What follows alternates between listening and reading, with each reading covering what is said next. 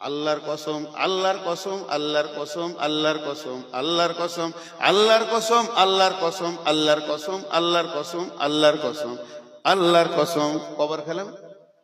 গুণের নেই, 11 বার। কবার খেলাম? 11 বার। আমি জীবনে কারো পকেটে হাত দিইনি। তখন উনি ভাবছে বাপরে কত রাগা রেগেছে, কসম যেন ঝরতেই রয়েছে, কসম যেন বন্ধ হচ্ছে না। এখন আপনাদেরকে জিজ্ঞেস করব, একটা কসম আর 11টা কসম কি বাড়াবার? দুটো কি সমান? আচ্ছা, এরা কি ঘুমিয়ে গেছে নাকি? সাধারণ কথা বলছে তো কান ঝাঁঝিয়ে গেছে, আর আমি জিজ্ঞেস করছি তা উত্তর দিচ্ছেন না রে ভাই। উত্তর দেন, এগুলো গভীর কথা, ভালো লাগবে। একটা কসম আর 11টা কসম, দুটো কি সমান? সমান নয়। 11টা মানে ওটা চাপ বেশি আছে। এখন একটা কথা ক্লিয়ার করে দিই, আল্লাহ যদি এই সময়ে এক্ষুনি জিবরাইল পাঠিয়ে বলে, উদাহরণ দিচ্ছি, এখানে নবী নাই, জিবরাইল আসবে না, এই তোরা জলসা ভেঙে দে, ওঠ সুগা, আমার হুকুম, তাহলে আর বকা যাবে? আমার বকাও যাবে না, কমিটির বলতেও পারবে না যে 8-5 মিনিট চালান, সঙ্গে সঙ্গে ছেড়ে দিতে হবে। আল্লাহর একটা হুকুম একবার বললেই যথেষ্ট। তার মানে আল্লাহকে কসম খাওয়ার দরকার নাই। তা আল্লাহ কসম খেয়েছে কেন? এটা একটা প্রশ্ন আসছে। আল্লাহর কসম খাওয়া কি দরকার? কসম আল্লাহ খেয়েছে না, আমাদের অভ্যাসটা খারাপ।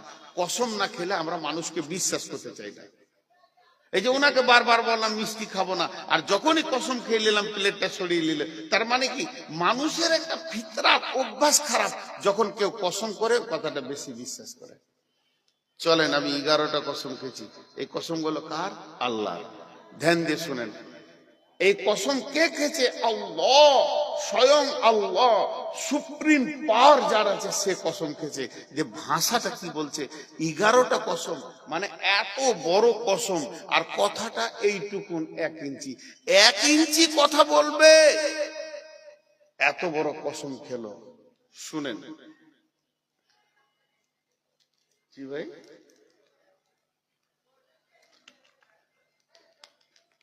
বিসমিল্লাহির রহমানির রহিম। والشمس وضحاها والقمر إذا تلاها والنهار إذا دلاها والليل إذا يغشاها والسماء وما بناها والأرض وما طحاها ونفس وما سواها فألهمها فجورها وتقواها। 11টা কসম আছে এখানে, 11টা কসম আছে।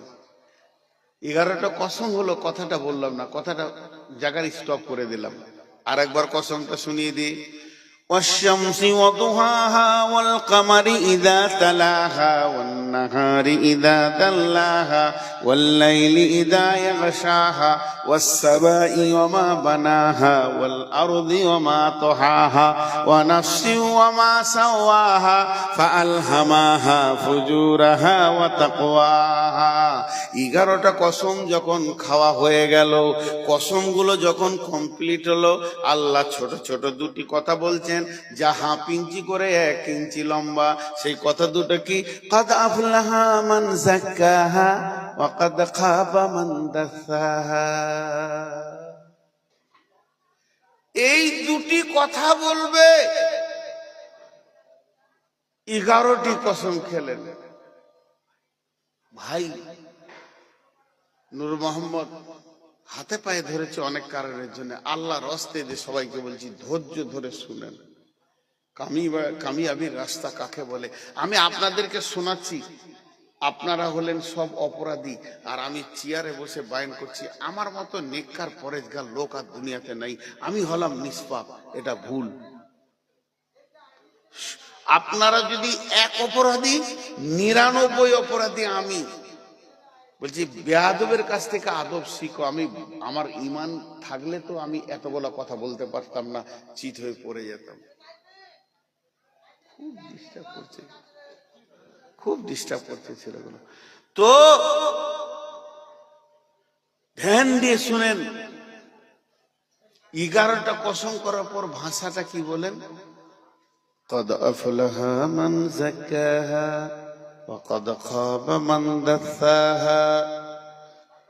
কিয়ামতের ব্যাপারে আল্লাহ বলছেন ওই লোকটা বেঁচে যাবে যে পবিত্র, যে পবিত্র লোক সে বেঁচে যাবে। ওয়াকাদ খাবা মান দাসাহা, যে নাপাক সে ফেঁসে যাবে। তার মানে এক কথাই সাদা করে বোঝানোর জন্য বলা যায় যে লোকটা পাক সে যাবে জান্নাতে, আর যে লোকটা না পাক, গায়ে ময়লা লেগে আছে, মোবিল লেগে আছে, আলকাতরা লেগে আছে, কালি লেগে আছে, যার গায়ে নোংরা লেগে আছে, ওই লোকটা জাহান্নাম চলে যাবে। 11টা কসম করার পর বলছে যে পাক আছে ও জান্নাতে যাবে, যে না পাক আছে ও জাহান্নাম যাবে। বেঁচে যাবে, ফেঁসে যাবে, বেঁচে যাবে, ফেঁসে যাবে। বেঁচে যাওয়া মানে তো সে নিষ্কৃতি পেয়ে গেল, কামিয়াব হয়ে গেল, সাকসেস হয়ে গেল, সফল কাম হয়ে গেল, জান্নাতে চলে গেল। ফেঁসে যাওয়া কাকে বলে? জাহান্নাম যাওয়া। এটা একটু শুনতে হবে, 2 মিনিট শুনতে হবে। এখন যদি আমার গাড়িটা ছোট গাড়ি, এই ঢালাইয়ের রাস্তায় একটা চাকা নিচে পড়ে যায় আর ও দম নাই যে তুলি, তো এখানে 5 জন 10টা যুবক বলবে চো চো চো মুলবির গাড়িটাকে ঠেলে তুলে দি। ওকে আর ইঞ্জিন স্টার্ট করতে হবে না, যুবক হাত লাগাবে, ড্রাইভার হ্যান্ডেলটা ধর, তুলে দিল, তুলে যাবে। আজকে যদি এখানে একটা বাসের অ্যাক্সিডেন্ট হয়, 200টা লোক বিপদে পড়ে যাবে, হা হতাশ কাঁদবে ছেলে মেয়ে নিয়ে, কিন্তু 2000 লোক দৌড়বে, চল চল চল চল উদ্ধার করি। একটা ট্রেন অ্যাক্সিডেন্ট হলে একটা ট্রেনে 2000 5000, দুটো ট্রেনে যা বিপদে পড়বে, কিন্তু 20,000 লোক দৌড়বে উদ্ধারের জন্য। আর আল্লাহ বলছে কিয়ামতের দিনটা সব থেকে বড় ভয়াবহ। কেন? যার চাকা ফাঁসবে তাকেই তুলতে হবে। ইয়াউমা লা তামলিকু নাফসুন লিনাফসিন শাইআ ওয়াল আমরু ইয়াউমা ইযিল লিল্লাহ। কেউ কারু একটু ঠেলে দিবে না। তোর ডাম্পারের চাকা ফেঁসে গেছে, তুই, এর নাম কিয়ামত। তাহলে সেই দিন ফাঁসা মানে আপনি যদি কোনো কারণে ফেঁসে যান, একটা গুনার কারণে, একটা বেয়াদবির কারণে, একটা ময়লার কারণে, তো আপনাকে নিজেই উদ্ধার হতে হবে, উদ্ধার করার কেউ নাই। এবার ফাঁসবেন কেমন করে? একটা উদাহরণ দিচ্ছি, এটা একবার মনে করে নেন কোরআনের কথা। কিরকম? আল্লাহ বলেছেন ইন্না ইলাইনা ইয়াবাহুম সুম্মা ইন্না আলাইনা হিসাবাহুম। তোমাকে আমার কাছে ফিরে আসতেই হবে এবং হিসাব দিতেই হবে, আসতেই হবে, হিসাব দিতেই হবে। দেখেন, স্বাধীনতা দেয়নি, আল্লাহ রাস্তা দিচ্ছে, আমার দিকে একটু ধ্যান দেন। বারবার মাঝে মাঝে বলছি, মনটা কেটে যাচ্ছে। কেন? কিছু কিছু কারণে। কেউ যদি মনে করে আল্লাহর দিকে যাব না, সম্ভব নয়।